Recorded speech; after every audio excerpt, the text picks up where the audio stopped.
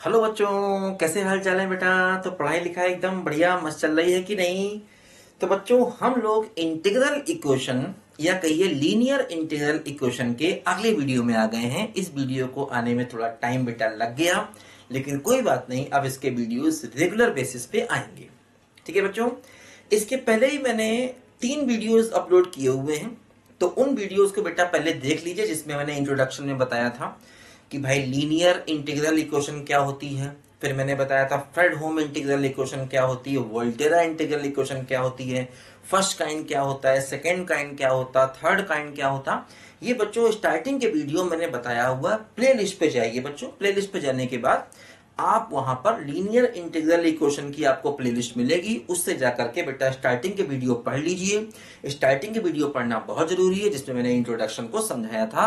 आज मैं अगले वीडियो पर आ गया हूँ। वो सारे वीडियो जो प्लेलिस्ट पे है बेटा, वो सब अपने आप ही सीक्वेंस वाइज है, उसमें परेशान मत होना।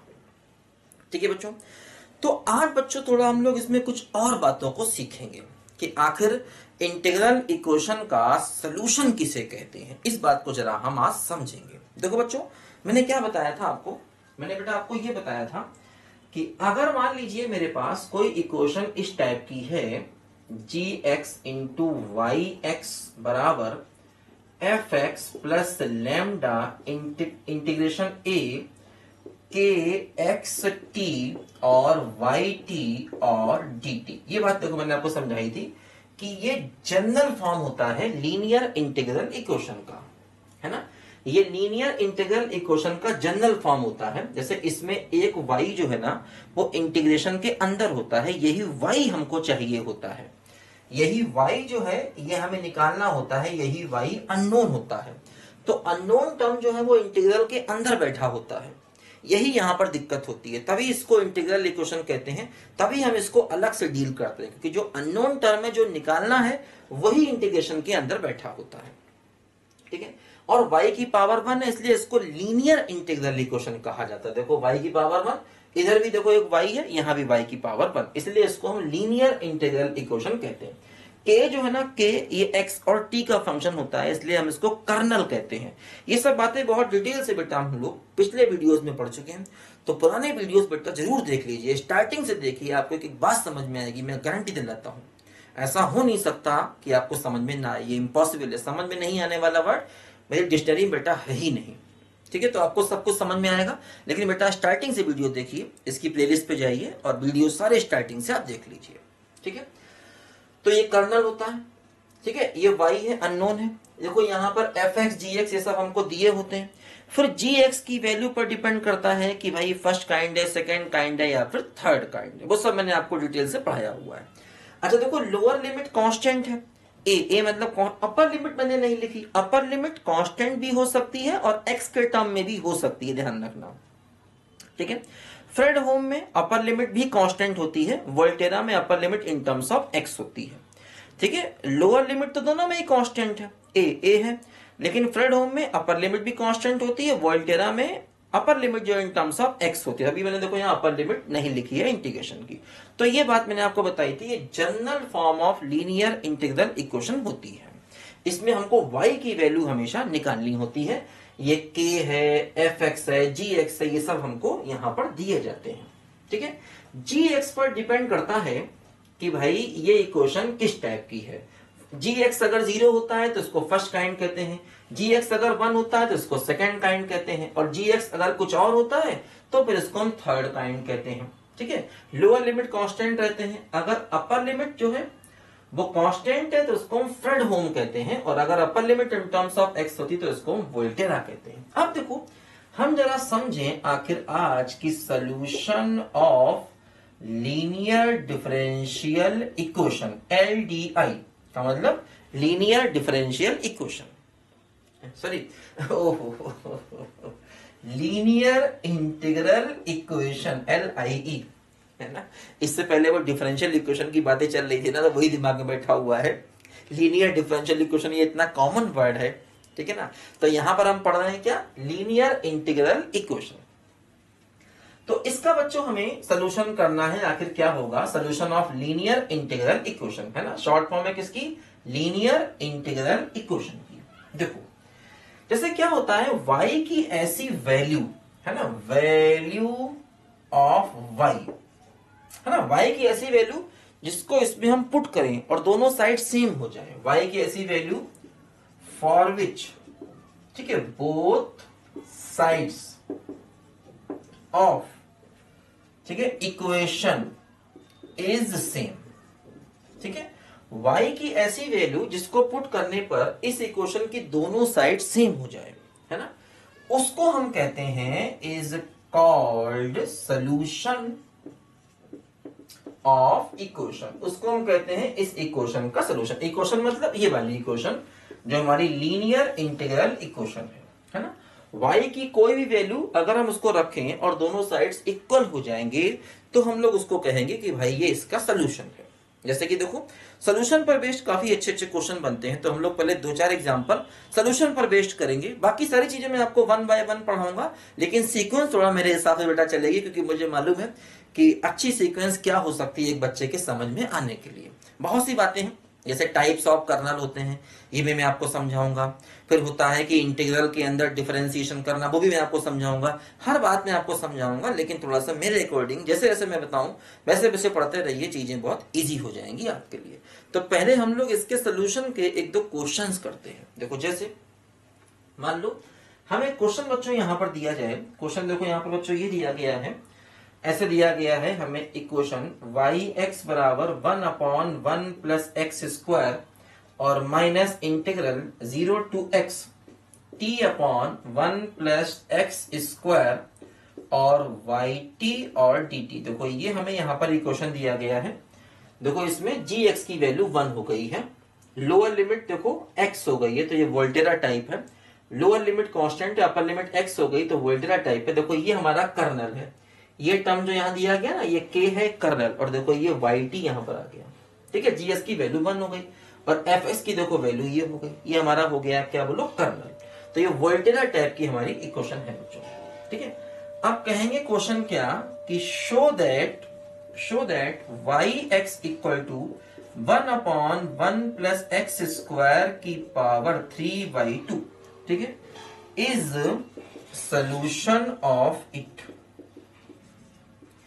कि ये इस इक्वेशन का सोल्यूशन है। इस बात को हमें यहां पर शो करना है कि प्रूव करके बताइए कि ये इसका सोल्यूशन है। देखो बच्चों, तो इसको हम लोग क्या करते हैं, ये इसका सोल्यूशन है, इसके लिए देखो तरीका यहां पर क्या होता है कि y की जो वैल्यू है वो इधर रखनी है राइट साइड में, और अपने आप ही हमें लेफ्ट साइड मिल जाएगी, ठीक है। देखो करते हैं इसको, थोड़ा सा इसके लिए बेटा हमको इंटीग्रेशन वगैरह आना चाहिए, क्योंकि इंटीग्रल इक्वेशन है तो बेटा इंटीग्रेशन तो आना ही चाहिए। इंटीग्रेशन आपको आता होगा, हम बताते रहेंगे, और अगर इंटीग्रेशन में दिक्कत है तो जाइए क्लास 12th में मेरी प्लेलिस्ट है, वहां मैंने इनडेफिनिट इंटीग्रेशन और डेफिनिट इंटीग्रेशन बहुत डिटेल से सिखाया है। आईआईटी के लिए सारे वीडियो हैं, बहुत डिटेल है उसमें। अगर आप स्टार्टिंग के वीडियो पढ़ लेंगे तो इनडेफिनिट और डेफिनिट में कभी आपको लाइफ में दिक्कत नहीं होने वाली। और वैसे ही बेटा 12 की बातें तो हमको आनी भी चाहिए, क्योंकि वो हमारे हर कंपटीशन में पूछा ही जाता है, डायरेक्ट या इनडायरेक्ट। देखो ये yx है, यहां पर वैल्यू किसकी रखनी होगी, yt की। हम राइट साइड में वैल्यू रखेंगे। राइट साइड क्या है बोलो, राइट साइड देखो ये है 1/1 plus x square minus integral 0 to x, और ये हो गया t/1 प्लस एक्स स्क्वायर। देखो ये yx की वैल्यू में yt चाहिए, तो x की जगह पर t ले लो, तो 1/1 प्लस टी स्क्वायर होल की पावर 3/2 और dt।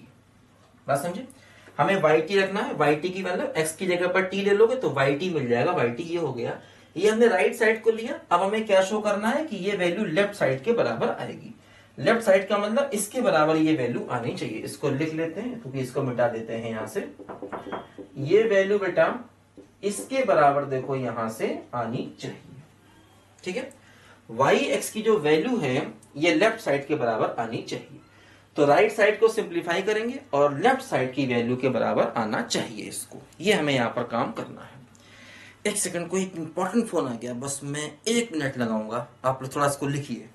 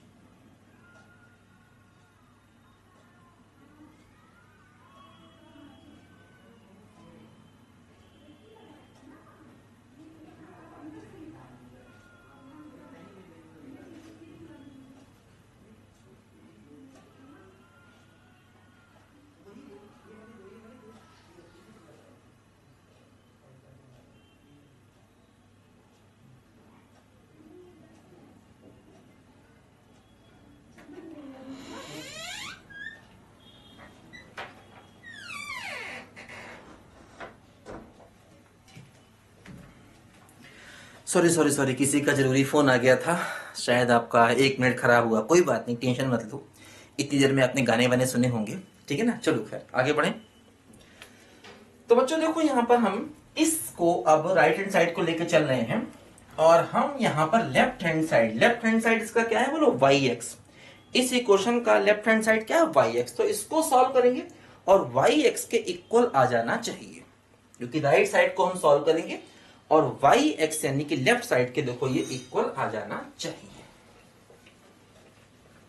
ठीक है, देखो अब देखो बच्चों यहां पर क्या होगा, जरा समझो ध्यान से। देखो देखो इसको हम रिस्पेक्ट टू टी इंटीग्रेट करना चाहते हैं, तो जो x के टर्म है ना उनको बाहर ले लेंगे, वो कांस्टेंट है, ये बात ध्यान रखना, ये चीज यहां बहुत जगह यूज होगी। रिस्पेक्ट टू टी इंटीग्रेट कर रहे हैं, तो जो x वाले टर्म है ना, ये मैंने आपको जो पहले वीडियो बनाए थे उसमें ही मैंने आपको ये कॉन्सेप्ट बताए थे। स्टार्टिंग के वीडियो जो मैंने बनाए हैं बेटा, इसके पहले 3, उसमें ही मैंने आपको ये बेसिक समझाए थे। तो खैर यहाँ पर x के टर्म को हम लोग बाहर ले लेंगे, तो ये हो जाएगा 1/1 plus x square, 1/1 plus x square, 0 to x t/1 plus t square whole की पावर 3/2 और dt। अब देखो बच्चों, इसको हम इंटीग्रेट करना चाहते हैं, है ना। तो इंटीग्रेशन हमको आना चाहिए। देखो जैसे यहाँ पर 1 प्लस टी स्क्वायर ऊपर टी है, तो एक काम करें 1 प्लस टी स्क्वायर को कुछ u मान लें, क्योंकि इसका डिफरेंशिएशन ऊपर है। जिस टर्म का डिफरेंशिएशन न्यूमरेटर में होता है ना, उसको t मान लिया जाता है, ये इंटीग्रेशन करने का मेथड होता है। तो क्या होगा, देखो इसको मानने के बाद दोनों तरफ डिफरेंशिएट करो, तो क्या होगा 0 प्लस 2t, है ना, और बराबर क्या हो जाएगा du/dt। तो देखो यहां से हमें t dt की वैल्यू मिल जाएगी, ये हो जाएगा du/2। ऐसा करते हैं इंडेफिनिट इंटीग्रेशन में। तो अगर आपका इंटीग्रेशन वीक है, वैसे तो वीक नहीं होगा, आप बहुत ज्ञानी महाज्ञानी ग्रेट लोग हैं, आपका वीक नहीं होगा। मेरी इतनी हिम्मत कैसे कि मैं कह दूं आपका इंटीग्रेशन वीक है, भाई मेरा वीक है यार। तो फिर भी अगर आपको कोई भी दिक्कत है, क्लास 12th में जाइए, इनडेफिनिट और डेफिनिट की दोनों की प्लेलिस्ट है, स्टार्टिंग के वीडियोस पढ़ लेंगे, सब कुछ हो जाएगा। उतने जरूरी है ना, लेकिन बेटा बेस क्लियर होना चाहिए, ठीक है। कर चलो, अब देखो फिर हम क्या करेंगे, यहाँ पर लोअर लिमिट अपर लिमिट रखेंगे, इन टर्म्स ऑफ u ले आएंगे। देखो क्या होगा, जैसे t की वैल्यू 0 लोगे, t जब 0 लोगे तो u हो जाएगा 1, और जब t की वैल्यू x लोगे तो u हो जाएगा 1 प्लस एक्स स्क्वायर, है ना। तो देखो यहां पर रखेंगे, ये हो गया 1/1 plus x square minus 1/1 plus x square integral t को लोगे 0 तो u हो जाएगा 1, और t को लोगे x तो u हो जाएगा 1 प्लस एक्स स्क्वायर, और t dt ये हो जाएगा 1/u की पावर 3/2, और t dt हो जाएगा du/2। ठीक है, ये वैल्यू देखो यहाँ रख दी।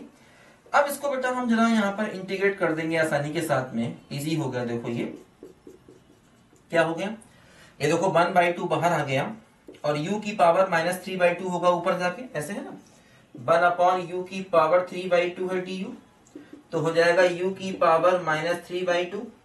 अब इसको इंटीग्रेट करो तो u की पावर -12/-, तो क्या हुआ, ये हुआ -2/√u, है ना।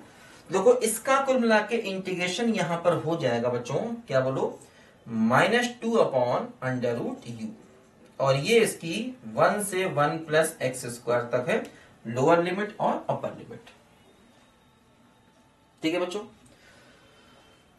u की पावर -3/2, 1/2 को बाहर ले लिया इस वाले को, इसका इंटीग्रेशन करना है, तो u की पावर x की पावर n का क्या होता है, x की पावर n प्लस 1/n+1, ठीक है ना, वही हुआ देखो यहाँ पर। तो देखो ये यहां से आया। अब देखो क्या हुआ, ये 2 से 2 कैंसिल होगा, ये माइनस माइनस बाहर आके प्लस हो जाएगा, +1 प्लस एक्स स्क्वायर, u की जगह पर पहले अपर लिमिट रखोगे 1/√1 plus x square, minus u की जगह पर लोअर लिमिट रखोगे जो कि 1 है, ऐसा होगा। u की जगह पर बच्चों पहले हमने अपर लिमिट रखी है, फिर देखो बच्चों यहां पर हमने u की जगह पर लोअर लिमिट को रखा है। ठीक है भाई, बताओ कोई समस्या तो नहीं किसी को। चलो करो जल्दी से, पहले यहां तक करो बच्चों।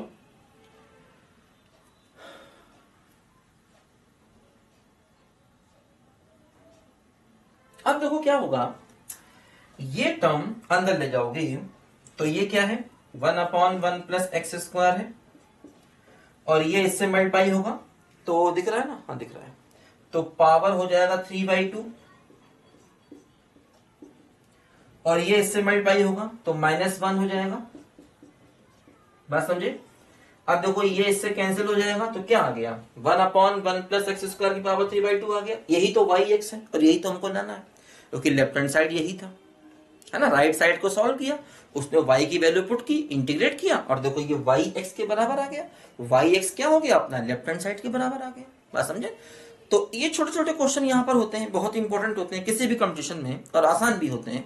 थोड़ा हमें इंटीग्रेशन आना चाहिए, अगर नहीं आता है बेटा एक बार क्लास 12 की प्लेलिस्ट पे जाकर के बेसिक इंटीग्रेशन सीख लो, सब आ जाएगा, कोई दिक्कत वाली बात नहीं है। ठीक है, देखो एक दो क्वेश्चन हम लोग और यहाँ पर करते हैं, इसको लिखो बच्चे जल्दी से। तो ये देखो इक्वेशन हमारी सेटिस्फाई हो गई, क्योंकि देखो लेफ्ट साइड के बराबर आ गया, तो इक्वेशन सेटिस्फाई हो गई। लेफ्ट साइड यही है ना, क्योंकि ये क्या है, ये वाई एक्स ही तो है, ये वैल्यू किसके बराबर है, वाई एक्स के बराबर है, और यही तो अपनी लेफ्ट साइड है वाई एक्स। लिखो जल्दी से इसको।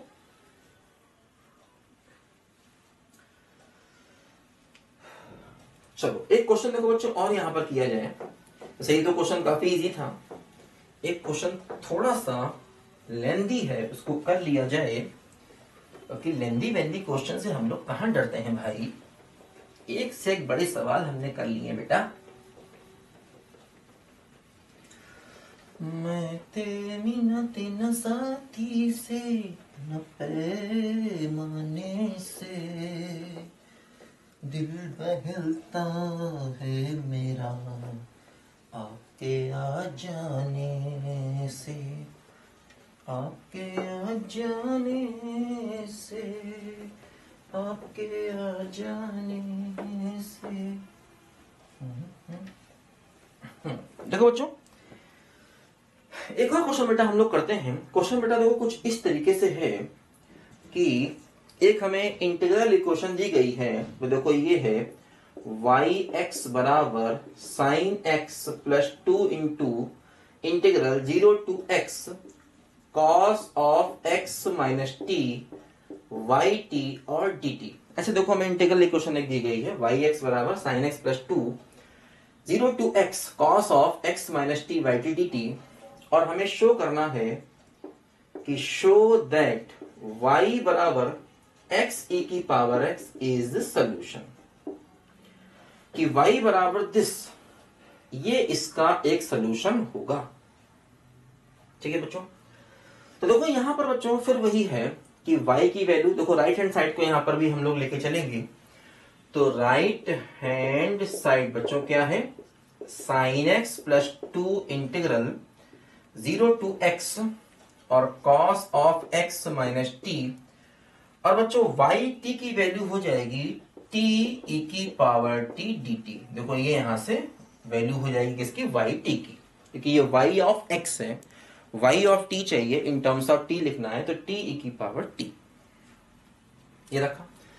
अब देखो बच्चों थोड़ा सा मुश्किल काम यहां पर ये है कि इसका हम इंटीग्रेशन करना चाहेंगे। देखो इसका हम इंटीग्रेशन करना चाहेंगे, देखो इसका इंटीग्रेशन कैसे करेंगे बच्चों, 0 टू x, थोड़ा सा मुश्किल काम जरूर है यहाँ पर ये t, और ये हो गया e की power t cos of x minus t और dt। देखो इसको हम लोग इंटीग्रेट बच्चों कैसे करेंगे, है ना, क्योंकि राइट हैंड साइड को सॉल्व करेंगे, और आंसर लेफ्ट हैंड साइड यही टर्म आ जाना चाहिए, क्योंकि लेफ्ट हैंड साइड क्या, y का मतलब यही टर्म। बात समझे?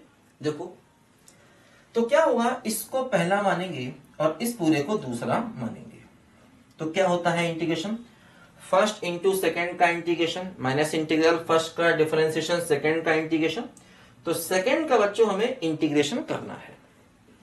तो एक काम करते हैं, सेकेंड टर्म का इंटीग्रेशन पहले से ही करके रख लेते हैं। देखो सेकेंड टर्म ये है, इसका इंटीग्रेशन पहले से ही देखो हम लोग यहां पर कर लेते हैं, क्योंकि जब हम मल्टीप्लाई रूल लगाएंगे तो सेकेंड का इंटीग्रेशन हमें चाहिए होगा। ठीक है, अब इसके इंटीग्रेशन का वैसे तो एक फार्मूला होता है, लेकिन वही है, फार्मूले कहां तक याद करोगे, आज याद है कल भूल जाओगे, जरूरत पड़ने पर निकाला करो मेथड से। मेथड क्या है, देखो यहां पर ये फर्स्ट है और ये सेकेंड मानो, ठीक है ना। तो क्योंकि इसका इंटीग्रेशन पहले से हम कर लेते हैं, क्योंकि जब इसका इंटीग्रेशन करेंगे तभी हम इसमें फर्स्ट सेकंड का रूल लगा पाएंगे। ठीक है, देखो इंटीग्रेशन बाई पार्ट्स कहते हैं इसको ना, फर्स्ट सेकंड के रूल को, मल्टीप्लाई रूल को। तो क्या होता है बच्चों, पहला दूसरे का integration sine of x minus t और अपॉन -1, क्योंकि देखो हम लोग यहाँ पर रिस्पेक्ट टू टी कर रहे हैं, तो इसका तो रिस्पेक्ट टू टी कर रहे हैं। एक्स क्या है, कांस्टेंट है, ध्यान रखना एक्स कांस्टेंट की तरह आएगा। तो पहला दूसरे का इंटीग्रेशन, इसका इंटीग्रेशन साइन ऑफ दिस और टी का कोफिशिएंट -1 अपॉन में आएगा। ये इंटीग्रेशन का मेथड होता है कि इसका इंटीग्रेशन करना है तो जिसके रिस्पेक्ट में कर रहे हैं उसका कोफिशिएंट हमेशा अपॉन में आता है। ठीक है, माइनस इंटीग्रल पहले का डिफरेंशिएशन तो e की पावर टी का e की पावर टी रहेगा, सेकेंड का इंटीग्रेशन तो क्या हो जाएगा sine of x minus t upon -1 और टी टी। देखो बच्चों फिर मैं कह रहा हूं परेशान बिल्कुल नहीं हो, अगर आपको इंटीग्रेशन नहीं आता थोड़ा पेशेंस रखो, 12th की प्लेलिस्ट पे जाओ, 12th में मैंने इनडेफिनिट इंटीग्रेशन पढ़ाया हुआ, पहले वो स्ट्रांग होना बहुत जरूरी है। इनडेफिनिट इंटीग्रेशन मैंने पढ़ाया हुआ, उसके शुरू के वीडियो अगर आप देख लोगे सब कुछ आ जाएगा, कोई दिक्कत नहीं है, मत पूरा देखो, शुरू के देख लो बस केवल। और इसी प्रकार डेफिनेट में भी शुरू के देख लोगे सब कुछ आ जाएगा, थोड़ा बेटा पढ़ना पड़ेगा। देखो लाइफ में थोड़ी मेहनत तो करनी पड़ेगी, हर जगह शॉर्टकट नहीं चलता, खासतौर पे यहाँ पर एमएससी की मैथ्स में तो शॉर्टकट बिल्कुल नहीं चलता है। ठीक है, चलिए फिर तो देखो ये क्या हुआ, आई बराबर क्या हुआ माइनस e की power t sine of x minus t, ये माइनस माइनस प्लस हो जाएगा। और देखो इसमें हम लोग फिर से फर्स्ट सेकंड का फार्मूला लगा देंगे फिर से, है ना। इस प्रकार के इंटीग्रेशन में होता ही हमेशा ऐसा है कि एक टर्म e की पावर है, एक साइन कॉस है, तो 2 बार इंटीग्रेट करना पड़ता है, फिर वही टर्म वापस आ जाता है। ये एक स्टैंडर्ड इंटीग्रेशन है, ध्यान रखना। ठीक है, देखो अब हम इसमें फिर वही फार्मूला फर्स्ट सेकंड का वापस लगा देंगे, तो क्या होगा आई बराबर क्या है माइनस e की power t sine of x minus t, तो क्या हुआ पहला दूसरे का इंटीग्रेशन, तो साइन का इंटीग्रेशन क्या होगा minus of cos x minus t और अपॉन -1 माइनस इंटीग्रल पहले का डिफरेंशिएशन और दूसरे का इंटीग्रेशन, तो minus of cos x minus t upon क्या हो गया -1 और टी टी। ये आई का मतलब देखो ये वैल्यू क्या है आई।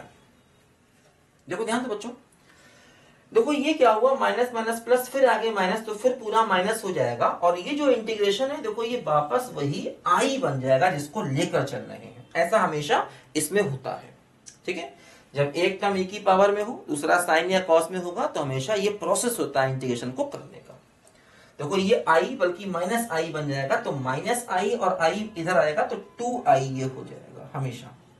ठीक है, और क्या बच जाएगा देखो ये माइनस माइनस प्लस हो जाएगा, e की पावर t कॉमन ले लेंगे तो क्या हो जाएगा minus of sine x minus T plus cos of x minus t. देखो ये यहां से हमको मिल जाएगा। ठीक है बच्चों, 2i की देखो वैल्यू यहां से हमको ये मिल जाएगी, क्योंकि ये माइनस आई हो जाएगा, इधर आके जोड़ेंगे तो क्या हो जाएगा 2i। तो बच्चों देखो 2i की वैल्यू यहां से बेटा हमको यहां से ये मिलेगी। तो इतना करो जरा ध्यान से, फिर अभी देखो i की वैल्यू मिल जाएगी, 2i का मतलब i मिल गया, i का मतलब क्या डिवाइड बाय 2 कर दो। तो देखो ये इस टर्म का इंटीग्रेशन यहां हमने निकाल लिया। देखो बच्चों ध्यान से पहले इसको,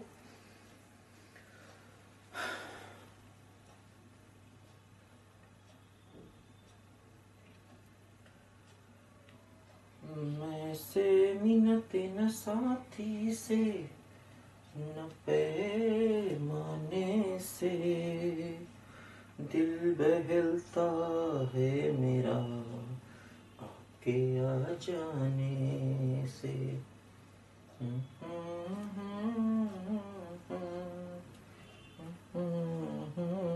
ठीक है बच्चों, देखो तो इस टर्म का जो इंटीग्रेशन है ये मैं यहां पर ऊपर लिख लेता हूं कि इन फ्यूचर इसकी जरूरत पड़े तो हम इसको यूज करें। e की पावर t और cos of x minus T d T का इंटीग्रेशन जो आया वो देखो ये आया e की पावर t बाई 2, और ये क्या है cos of x minus t और minus sine of x minus t. देखो ये आया। ठीक है, इसको मिटा देते हैं यहां से। ठीक है, चलो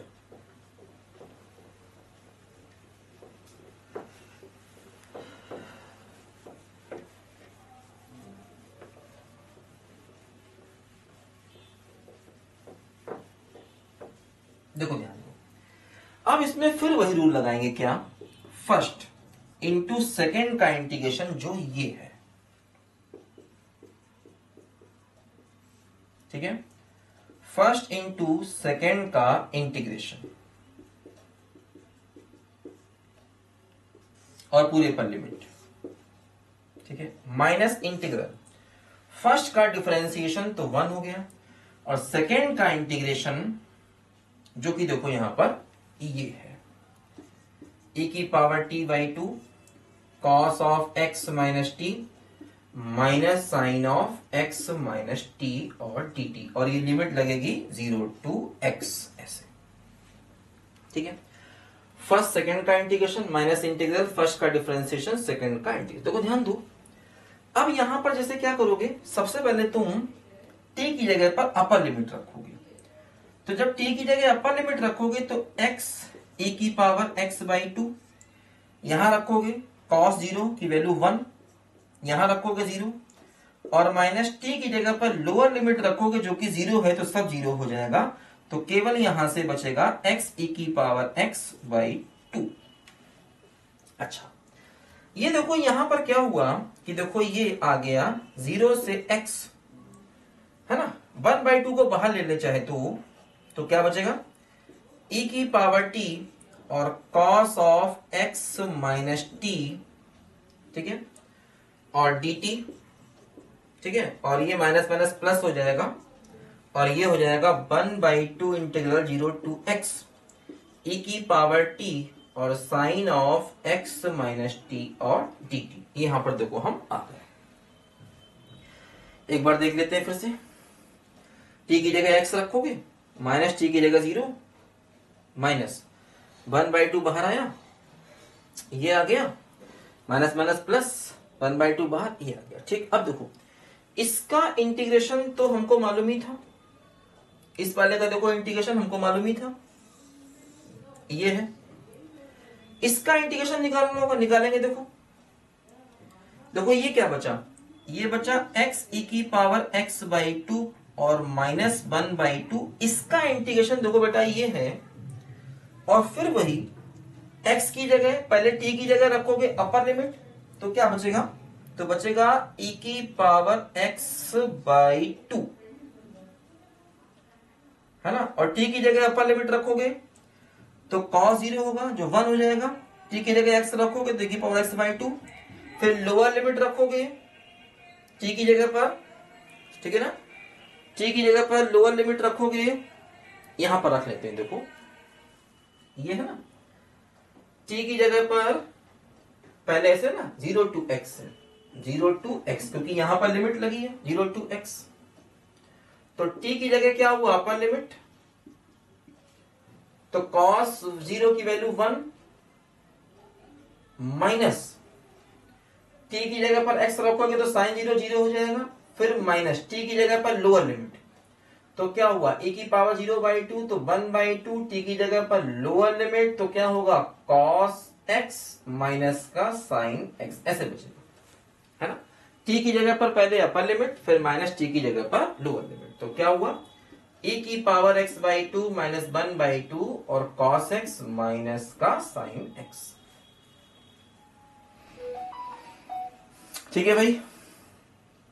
t की जगह पर x रखोगे तो cos 0 होगा जो 1 हो गया, माइनस t की जगह पर x रखोगे sin 0 जो 0 हो गया, माइनस t की जगह पर लोअर लिमिट, तो t की जगह पर 0 पुट करोगे तो e की power 0 1/2 cos x minus sin x, तो कोई ये यहां पर आ गया, इसकी जगह हम देखो ये वैल्यू यहां पर रख देते हैं, ठीक है, ये माइनस 1/2 तो इसका ही, और इसकी देखो ये वैल्यू रखोगे यहां पर, तो क्या होगा, देखो यहां पर ये होगा e की पावर x बाई 2 और minus half cos x minus sine x, ऐसे आया, दिख रहा है ना, अरे मस्त दिख रहा है, कोई टेंशन नहीं,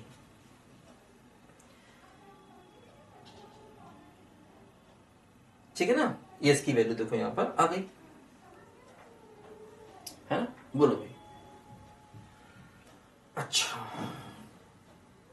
अब क्या होगा, हाँ इसका भी देखो इंटीग्रेशन निकालना होगा अलग से, इसका भी इंटीग्रेशन अलग से हमको निकालना होगा।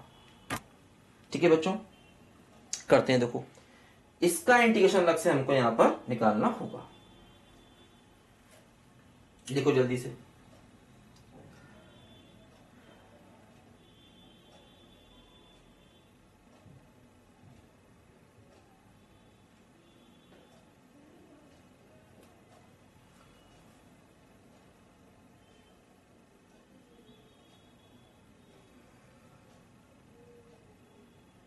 इसको अलग से इंटीग्रेट करना होगा। करते हैं। देखो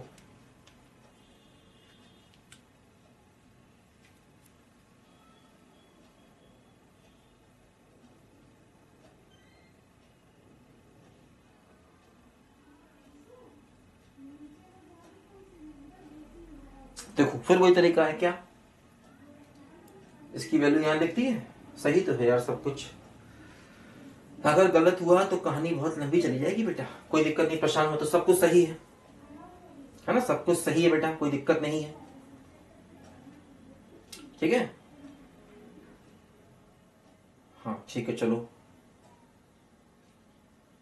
चलो आगे बढ़े। अब देखो बच्चों, इसको करें इंटीग्रेट, इस टर्म को ना, इसको करें इंटीग्रेट। देखो इसको आई मान लें, सेम मेथड है फिर से।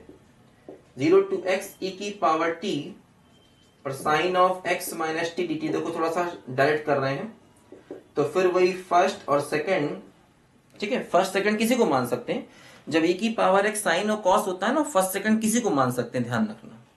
ये मत समझना कि आइलेट रूल, आइलेट रूल में t पहले है e बाद में है, लेकिन हम किसी को भी फर्स्ट सेकंड मान सकते हैं। ध्यान रखना, जब e की पावर x और ट्रिग्नोमेट्रिक जब t और e होना, तो किसी को भी फर्स्ट किसी को सेकंड मान लोगे, सवाल हो जाएगा। आइलेट रूल के अकॉर्डिंग t पहले है e बाद में है, ये बात सही है, लेकिन किसी को भी फर्स्ट सेकंड मान लोगे तो क्वेश्चन हो जाएगा। ध्यान रखना, जब t और e हो तब, जब t और e हो तब केवल।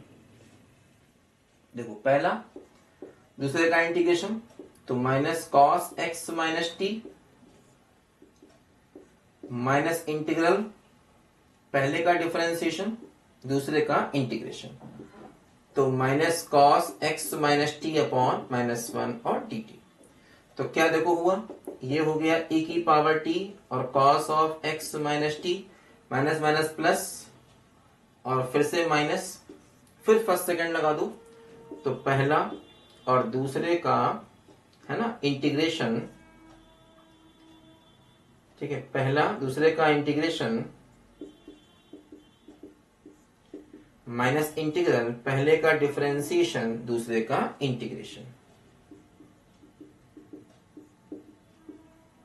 देखो ऐसे आगे, तो i बराबर e की पावर t और cos x माइनस टी, ये प्लस हो गया e की power t sine x minus t, minus minus plus फिर से माइनस, तो माइनस जो बचेगा वो फिर से i है।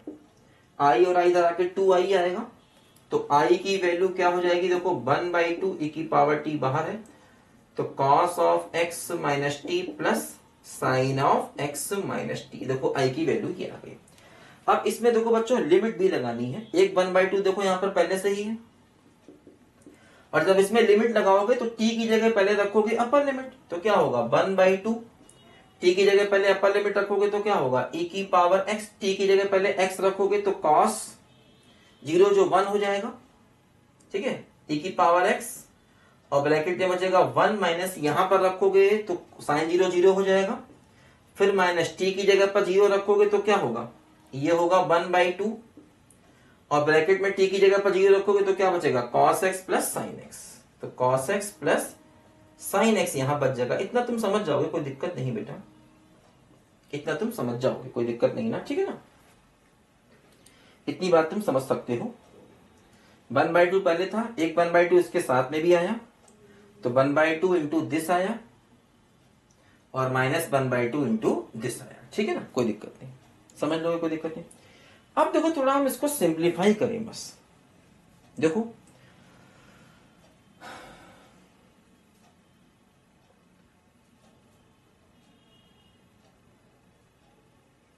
देखो इसको सिंप्लीफाई करते हैं, क्या होगा, इसको मिटा देते हैं यहां से, है ना। थोड़ा एक बार चेक कर लें। टी की जगह पर पहले रखेंगे x, तो cos 0 1 माइनस खत्म हो जाएगा, माइनस टी की जगह पर रखेंगे 0, क्योंकि अपर लिमिट x है, लोअर लिमिट 0 है, तो टी की जगह रखेंगे 0, तो 1/2 cos x, और ये हो जाएगा प्लस का sin x। ठीक है, हाँ चलो इसको मिटा दिया। अब देखो ये जो वैल्यू आई है बेटा, ये जो वैल्यू तुम्हें दिख रही है ना, ये इस इंटीग्रेशन की वैल्यू है जो यहां पर हमें रखनी थी, ये वैल्यू। थोड़ा इसको सिंप्लीफाई करें, क्या है देखो, क्या हो रहा है देखो यहां पर, ये हो रहा है x e की पावर x/2 और -1/2, तो माइनस का 1/4 e की पावर x प्लस का 1/4 क्या होगा बोलो, cos x minus sin x। यहां पर देखो प्लस का 1/4 e की पावर x और ये माइनस का 1/4, और क्या हो गया cos x प्लस का sin x। देखो ये कैंसिल हो गया, और यहां पर देखो ये कैंसिल होगा, क्या -1/4 cos x कैंसिल होगा, और ये आपस में ऐड होगा, तो क्या होगा x e की पावर x/2, और ये कैंसिल होगा, देखो इससे माइनस का 1/4 माइनस का 1/4, तो माइनस का 1/2 sin x। ये वैल्यू इस इंटीग्रेशन की बेटा आई है। तो देखो जब हम यहां पर ये वैल्यू रखेंगे, इस इंटीग्रेशन की देखो ये वैल्यू रखेंगे, तो क्या होगा sin x प्लस 2 बाहर है और इंटू दिस, तो क्या हुआ x e की power x/2 minus 1/2 sin x, तो 2 अंदर जाएगा, तो क्या होगा sin x plus x e की पावर x और माइनस sin x, ये कैंसिल होगा, और क्या बचा, बचा x e की पावर x, और यही तो अपना y ऑफ x था। मतलब देखो क्या आ गया बच्चों, लेफ्ट हैंड साइड आ गया, जो कि हमें प्रूव करना था। बस समझे, यही देखो अपना y ऑफ x था बच्चों, लेफ्ट हैंड साइड, क्योंकि हमने y को क्या मान के चल रहे थे, y को बेटा हम मान के चल रहे थे x इंटू e की पावर x। देखो यही अपना लेफ्ट हैंड साइड आ गया, ठीक है, y ऑफ x यानी कि x इंटू e की पावर x। तो थोड़ी बेटा कैलकुलेशन कई बार होती है, इसमें काफी अच्छे सवाल भी आते हैं। अभी मैं आपको और अच्छे अच्छे सवाल कराऊंगा। ये सेकंड क्वेश्चन थोड़ा टफ था, थोड़ी कैलकुलेशन टफ थी, लेकिन ऐसे सवालों से हार नहीं माननी, करना है, क्योंकि ये सब आपको एग्जाम में पूछे जाएंगे। ठीक है बच्चों, कंपटीशन में ऑब्जेक्टिव एग्जाम में थोड़े इजी आएंगे, लेकिन अगर आपका एमएससी एग्जाम है तो वहां थोड़ा डिटेल भी आएंगे। अभी कुछ टेक्निकल सवाल भी देखो इसमें आएंगे बच्चों, तो इसके लिए थोड़ा हमें इंटीग्रेशन बेटा सीखना होगा। इंटीग्रेशन थोड़ा सीख लो, थोड़ा भूल गए होगे तो सीख लो, उसको कोई दिक्कत नहीं। ठीक है बच्चों, तो बच्चों इस वीडियो में इतना ही। अभी हम लोग इसके रेगुलरली वीडियो करते रहेंगे, कोई दिक्कत वाली बात नहीं है, इसके रेगुलर वीडियो आते रहेंगे, आप परेशान मत होइए। हर एक बात छोटी से छोटी बड़ी से बड़ी आपको समझ में आएगी, लेकिन आपको शुरुआत से सारे वीडियो बेटा पढ़ने पड़ेंगे। ठीक है बच्चों, तो इस वीडियो में इतना ही बेटा, मिलेंगे अगले वीडियो में कुछ नए कॉन्सेप्ट के साथ में, तब तक के लिए बाय बाय।